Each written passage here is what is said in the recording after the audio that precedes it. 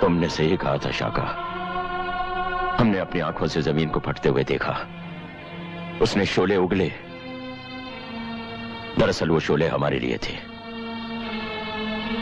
पर तूने अपनी जान पर खेलकर वो अपने ऊपर ले लिए। तूने तो इस जमीन से बहुत प्यार किया है शाका, फिर इस जमीन के शोले तुझे राख कैसे बना सकते थे? अब हमारी समझ में आ गया कि हम गद्दारी किससे कर रहे हैं। उस देश से, उस जमीन से जो हमारी मां है। बस यार, हथियार छूट गए, दिल बदल गए। अपनी जान पर खेलकर कैसे कर लिया तूने ये सब यारा? शाका से शाम बनना चाहता था, किसी की खातिर।